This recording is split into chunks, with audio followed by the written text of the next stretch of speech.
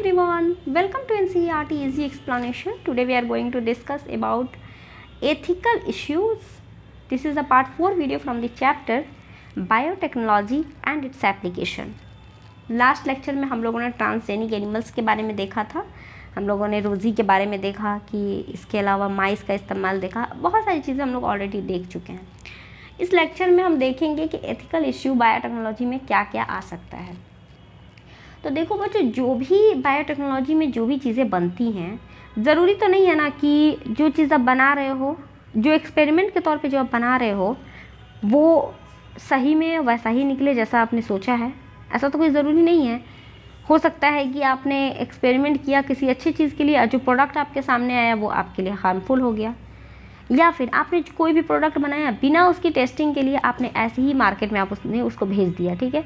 तो ऐसे में तो अगर मान लो वो हार्मफुल हुआ तब तो लोगों के लिए ख़तरा बन जाएगा ना।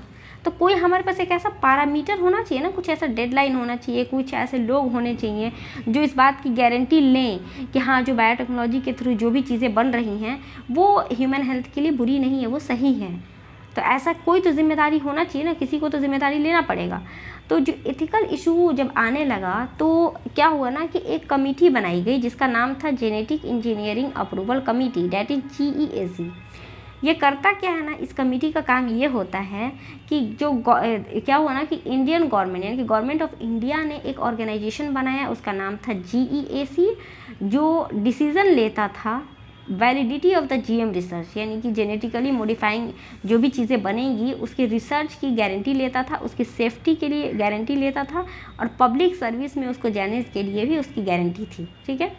मॉडिफिकेशन या uses of the living organism, किसी भी लिविंग ऑर्गेनिज्म का मॉडिफिकेशन हो, चाहे उसका यूजेस हो जो कि पब्लिक हेल्थ के लिए है, चाहे वो फूड हो, मेडिसिन हो या फिर दूसरी कोई भी चीज़ें, also create problem with patent granted for the same, यानी कि जो पेटेंट ग्रांटेड है उसके लिए भी तो प्रॉब्लम क्रिएट कर सकता है, मान लो अच्छा नहीं हुआ तो, ठीक है।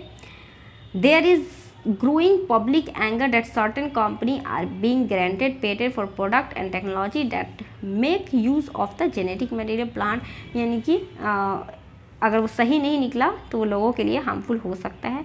मेनली बस उतना ही था वहाँ पे। अब हम लोग यहाँ पे देखेंगे एक इम्पॉर्टेंट पॉइंट ये है कि rice is an important grain for the food. Rice जो होता है वो एक बहुत ही इंपॉर्टेंट ग्रेन है हमारे लिए, presence of which goes back thousands of year. अगर हम बहुत पहले जाएं, यानी कि हज़ारों साल अगर पीछे हम जाएंगे तो एशियन एग्रीकल्चर का अगर हिस्ट्री देखेंगे तो वहाँ पे हमको पता चलेगा देयर इज एस्टिमेटेड लगभग इतना वेराइटी ऑफ राइस इंडिया में था, 2 लाख वेराइटी इंडिया के अंदर था, ठीक है। डाइवर्सिटी ऑफ द राइस, यानी कि इंडिया के अंदर जो चावल की जो विभिन्न प्रजातियां थीं वो वर्ल्ड की रिचेस्ट थी, यानी कि इंडिया के अंदर सबसे ज़्यादा चावल पाई जाती थी, ठीक है। बासमती जो है वो डिस्टिंक्ट था, यूनिक। बासमती राइस जो आज के टाइम पे हम लोग खाते हैं वो बहुत ज़्यादा इम्पॉर्टेंट इसलिए था क्योंकि उसके अंदर जो एरोमा था, जो फ्लेवर था वो अलग अलग था। और लगभग 27 डॉक्यूमेंट्स वेराइटी जो बासमती की थी वो इंडिया के अंदर ग्रो होती थी, ठीक है। There is reference to basmati in ancient text, folkware and poetry. It has been grown centuries.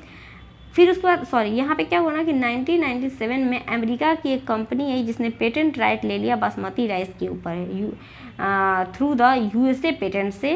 और अब नतीजा ये निकला कि इसके अलावा ट्रेडमार्क ऑफिस से, और नतीजा ये निकला कि अब बासमती राइस के ऊपर इसका पेटेंट है। पेटेंट कहते हैं ना बच्चों कि फॉर एग्जाम्पल ये मान लो ये वीडियो NCERT इजी एक्सप्लेनेशन की वीडियो मेरी बनाई हुई है, ठीक है। तो ये मेरी पेटेंट है क्योंकि ये मैंने खुद बनाई है, ठीक है। अब इस पे मेरा हक है, अगर मेरे अलावा इस वीडियो का कोई भी अगर अपने लिए बोल रहा है कि नहीं ये मैंने बनाया है तो उसका वो चोरी कर रहा है, वो उसका खुद का नहीं है क्योंकि इसमें मेहनत मेरी लगी है, आइडियाज़ मेरे हैं, तो इसलिए इस पर पेटेंट राइट किसका हुआ? मेरा हुआ। लेकिन अगर मुझसे पहले मान लो मेरी वीडियोस किसी और ने, मैंने वीडियो बना के रखी और मुझसे पहले किसी और ने इसको अपलोड कर दी, ठीक है, तो तुमको थोड़ी ना पता है कि वीडियो बनाई किसने है, ठीक है। तो अब क्या होगा कि पेटेंट चुरा कर ही लिया, लेकिन अब दुनिया का नज़र में वो उसकी वीडियो हो गई, ठीक है। तो उसको बोलते हैं कि वो उसकी पेटेंट हो गई। तो वही चीज़ यहाँ पे हुआ कि जो बासमती थी वो बासमती राइस थी तो इंडिया की वेराइटी, लेकिन अमेरिका की जो कंपनी थी उसने पहले ही अपनी दिमाग लगाया और पेटेंट ले लिया, और इसका नतीजा ये हुआ कि अब बासमती के ऊपर उसका हक है, ठीक है। इसके अलावा this allow the company to sell a new variety of basmati. अब क्या है कि बासमती से रिलेटेड कोई भी न्यू वेराइटी है तो वही बेच सकता है, ठीक है, यूएसए में बेचे, अब्रॉड में बेचे, कहीं पर भी। New variety of basmati had actually been derive from the Indian farmer in the variety. देखो इंपॉर्टेंट ये था कि जो नया वेराइटी भी आप बासमती का खाते हो वो भी इंडियन फार्मर की ही देन है। Indian basmati was crossed with semi dwarf variety of, दूसरे सेमी ड्वार्फ वेराइटी के साथ उसने क्रॉस किया और जो नया आया उसको भी उसने बेच दिया। The patent extend to functional equivalent, मतलब फंक्शन के तौर पे इक्विवेलेंट रहता है।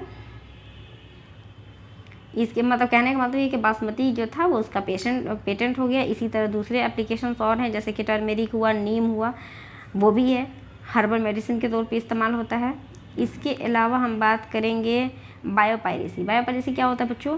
तो biopiracy is the term use to refer use of bioresources. देखो यहाँ से इंपॉर्टेंट है कि बायोपायरेसी का मतलब होता है कि यूज ऑफ बायोरिसोर्सेज, बायोरिसोर्सेज का इस्तेमाल करना बाय द मल्टीनेशनल कंपनी के ज़रिए and other organisation without proper authorisation, बिना प्रॉपर ऑथराइजेशन मतलब बिना प्रॉपर ऑथराइजेशन के बगैर और दूसरे फ्रॉम द कंट्री, अगर किसी आप बायो रिसोर्सेज का इस्तेमाल कर रहे हो, दैट इज़ बायोपायरेसी।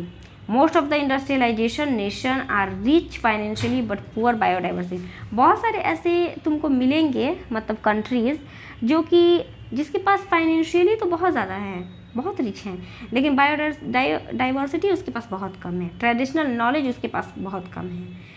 अब बहुत सारे आपको ऐसे भी डेवलपिंग या फिर अनडेवलप्ड वर्ल्ड मिलेंगे जहाँ पे बायोडाइवर्सिटी तो बहुत है, ट्रेडिशनल नॉलेज भी बहुत है, लेकिन बायो रिसोर्सेज कम है।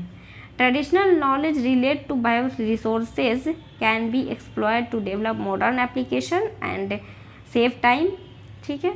इसके अलावा there has been growing realisation of the anyways ये सब तो इंडियन पार्लियामेंट ने रिसेंटली क्लियर किया कि second amendment of the Indian patent bill that takes such issues into consideration including patent emergency previous research development. This is all about application of the biotechnology. मिलते हैं अगले video में। Thank